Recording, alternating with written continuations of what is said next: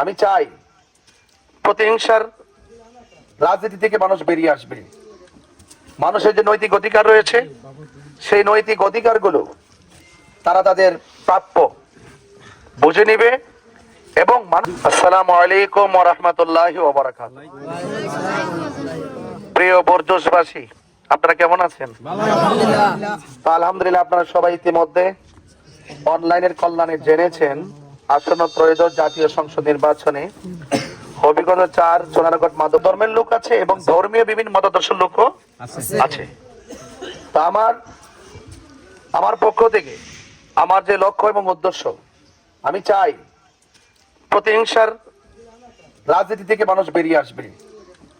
মানুষের যে নৈতিক অধিকার রয়েছে সেই নৈতিক অধিকারগুলো তারা তাদের প্রাপ্য বুঝে নিবে এবং অনেক মানুষ আছেন যারা সুবিধা বঞ্চিত মানুষ, এরা সবসময় শুধুমাত্র বড় বড় আশ্বাস শোনে।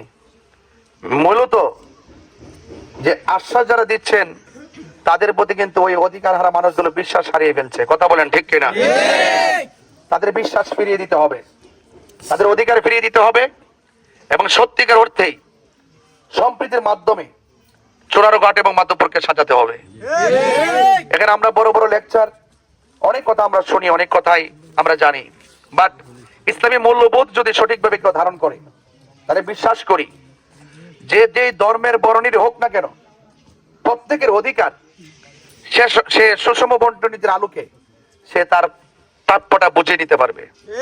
তো এই জন্য ইসলামী মূল্যবোধের জায়গা থেকে এই বাংলাদেশে স্বাধীনতার পর থেকে এই পর্যন্ত একমাত্র শান্তিপ্রিয় দল আহলে সুন্নাত ওয়াল জামাত।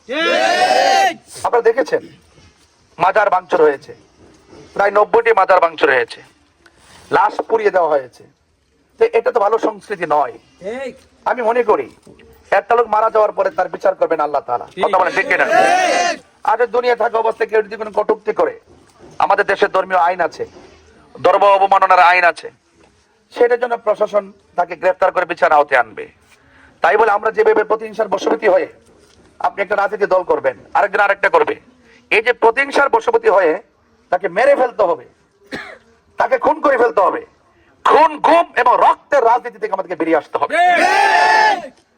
এগুলো আমরা আর বরদাস্ত করতে পারছি না।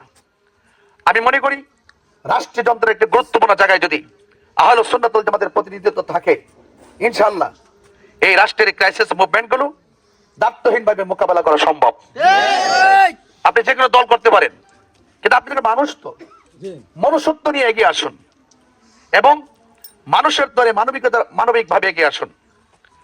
আপনি সবাই বাংলাদেশ, এই জন্য মানুষের জন্য আমরা রাজনীতি করতে হবে। আমরা নিজের ব্যক্তি স্বার্থ হাসিল করার জন্য নয়। আল্লাহ যে যাকে যতটুকু দিয়েছেন আলহামদুলিল্লাহ ততটুকু নিয়ে সে থাকতে হবে। দেওয়ার মালিক আল্লাহ, নেওয়ার মালিকও আল্লাহ। এই জন্য আমরা আপনাদেরকে অনুরোধ করব, বরজশবাসীর ব্যবসায়ীদেরকে আপনাদের কাছে অনুরোধ করব, আমি আপনাদের অনেক গুরুত্বপূর্ণ